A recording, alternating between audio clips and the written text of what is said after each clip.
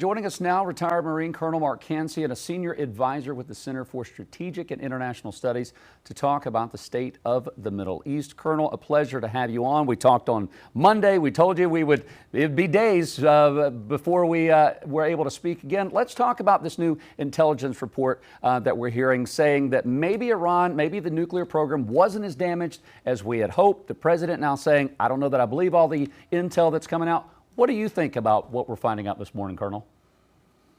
Well, we have three camps about the damage to the Iranian nuclear program. One camp is the president, who says utterly obliterated. You have this camp that says, well, just a couple of months. And then you have a middle camp. When you're hearing that from General Kane and Secretary Rubio, that's saying badly damaged, set back several years. And I'm in that middle camp. There's a lot of question about some of the effects of the U.S. strike.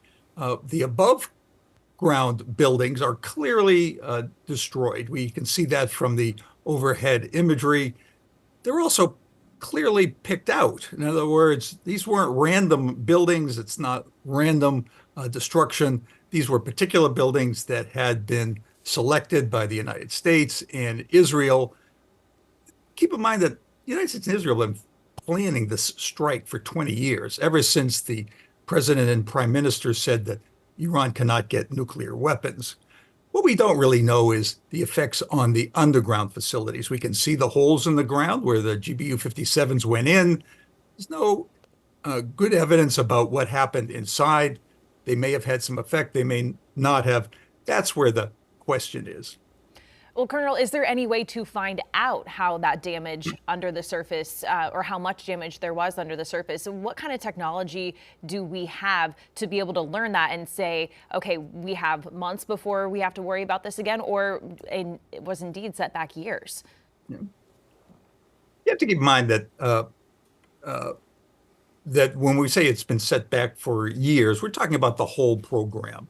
And for example, what's inside the mountains, the centrifuges, which are producing enriched uranium. Iran might have been able to save the uranium it had already enriched.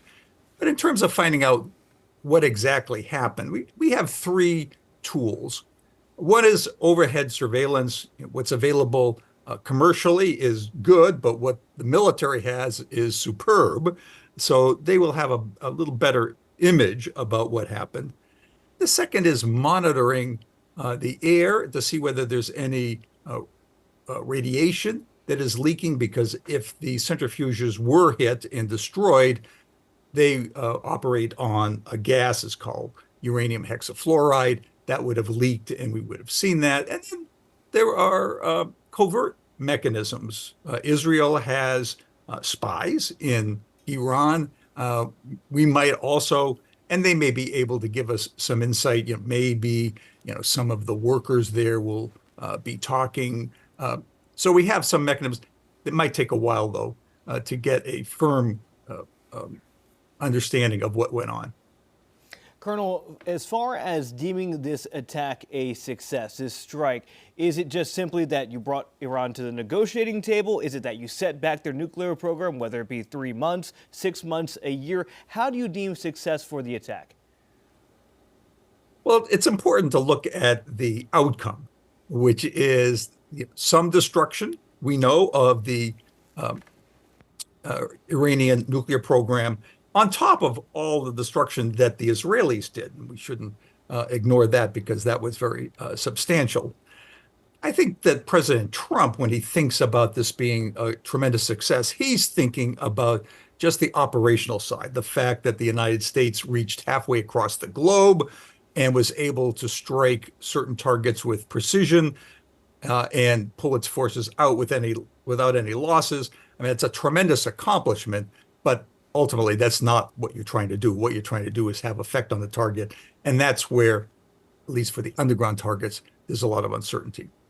Colonel, if some of those core components for Iran's nuclear program are still intact, and again, it may be days or weeks before we really find out or get that confirmed, what is the next step for Iran? And then what do you think is the next step for the U.S. here? Well, Iran has a decision to make. regardless of whether it's months, years, or many years to rebuild the program, clearly it's been badly damaged and will take rebuilding to get back to where they were. And they have to make a decision about whether that's worthwhile. It'll cost them tens of billions of dollars. They risk another 2-week war, which might destroy what they rebuild. And they can't be sure, about what the success will be once they rebuild it. So they may decide to make the best deal they can and not go to the expense and risk of rebuilding the program. Keep in mind that that's happened twice before. The Israelis took out the Iraqi reactor at Osirak, and the Iraqis decided not to rebuild their nuclear program. The Israelis also took out a Syrian reactor in, I believe, 2007.